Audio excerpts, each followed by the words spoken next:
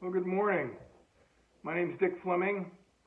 During the Vietnam War, I was a member of First Force Recon, Battalion, and had a number of experiences that I'd wanted to share with you. I wrote about them in my book, Chasing Charlie, which is available on Amazon, or on my website, firstforcerecon.com, where you'd also find some additional resources and photographs of my time in Vietnam and photographs that other people have sent me. So if you're interested in the Vietnam War or recon, please check out that link and hit the subscribe button if you like my stories.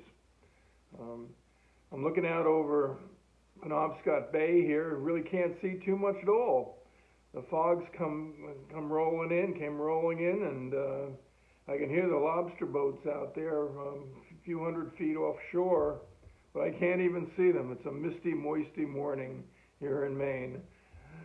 My old friend Huck is sitting at my feet here. He's just glad to be inside by the fire. I'd like to tell you the story today about my first patrol, my very beginning of my first patrol with First Force. I had been transferred over from Recon Battalion because I was jump qualified, and as my former sergeant said, anybody who was jump qualified automatically got transferred into Force Recon sooner or later. So I had been with Recon Battalion for about a month, maybe a little longer, 5 weeks. I've been on 3 patrols with them. And I was starting to learn my trade as a recon Marine. And of course, when I went over to Force Recon, I wanted to make a good impression. And I was really gung-ho to do my job, and I was committed to the mission. We went out with a 6-man patrol, and of course, being the new guy, I was an uncertain quantity. The other guys have been in for much longer. In fact, many of them, the medic, for example, Tony, and a few of the other men were actually due to rotate back to the States in a few months. So they were relatively short timers. Well, we got our gear together, and that was normal stuff, and we just made sure that everything was in place. I was carrying the M16 at that point, my M16, and I was still experimenting with my gear. I didn't have my bush hat.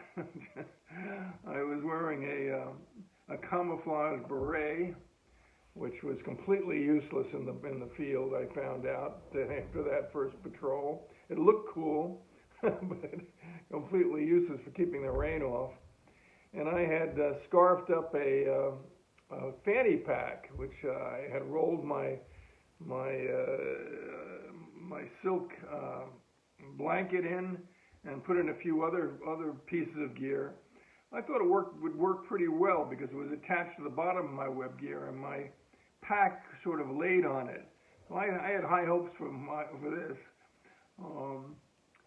So we were now going out to the LZ, where first of all we'd fire our weapons and make sure that they worked, and then we'd tape up the barrel, and so that no dirt would get in the barrel.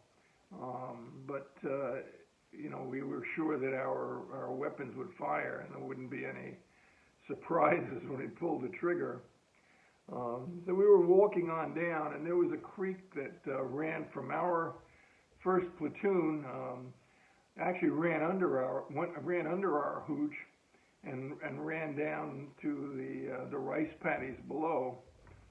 And at this time of the year, it was still the end of monsoon, and that creek was running pretty high. Well, we were walking down single file along the trail, paralleling that creek, and we were starting to approach the parade ground where we had been inspected the previous day. That's where the headquarters was. We had our flag there. And then suddenly, boom! There was a giant boom right next to me, it seemed like. And stupidly, because I had never been under fire like that before.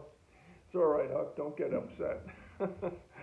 I had never been under fire like that before. I looked over, I was still standing up, and I saw this puff of black smoke rise in the air. And I didn't know what to do, and one of the other guys yelled out, "Incoming, incoming!" And we all jumped into the stream because there was embankments there, and it was almost like a trench about 3 or 4 feet deep. We jumped into the stream, and I was still looking over at the parade ground, and then a second mortar round came in, and there was a Jeep sitting next to the headquarters hooch, and the Jeep rose up off the ground about 4 or 5 feet at least, and burst into flames and came down on its side. And again, this explosion, came reverberating from the hills around us. Big explosion. Well, we all hunkered down in our trench there by the stream, and that was it. It was nothing more. And the siren sounded by the headquarters building, and you could hear other men yelling, "Incoming, incoming!" And after about half an hour, that was it. We all got out of the trench, and my fanny pack, when I had jumped down into the stream about 3 feet or so, had detached or split apart, and my blanket, my silk blanket, was trailing in the water and the mud as I went out of there, and it was completely useless too. So we went back to our hutch. We didn't go down to the LZ because the birds weren't going to come down. If the compound had been compromised, and the question was, where was this mortar coming from, and would it be firing again? Well, a company of grunts, stationed near us, arrived in 4x4s, and Camp Reasoner was built on the side of this hill, very, very tall hill. It rose up behind the camp. There was the road that went along the hill. I don't remember the number of it. And then Camp Reasoner was below. That's where all our hooches were, and that's where Force Recon was located. Recon Battalion was on the left-hand side, facing the LZ, and Force Recon was on the right-hand side. We didn't really communicate very much. I mean, I would go over to see those guys occasionally, but we didn't really communicate very much. But apparently, NVA, or not NVA, maybe VC mortar team had been right up on top of that hill, and maybe they didn't have enough rounds to do much more damage, or maybe they got scared and they would bugger out of there before they were discovered. But we didn't hear it. There was no more mortaring of us.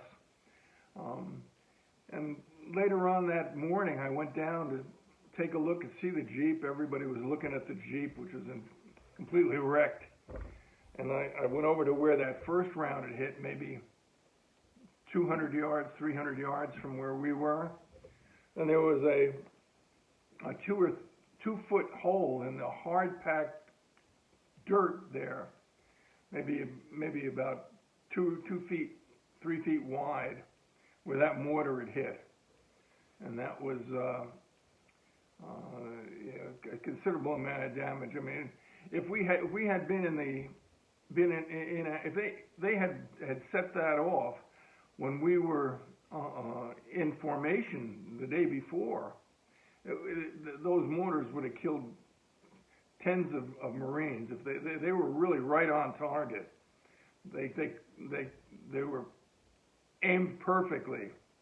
I don't know the range of the mortars that they were using, but those guys knew what they were doing, and of course they got away. The Marines they formed a line and moved up the hill.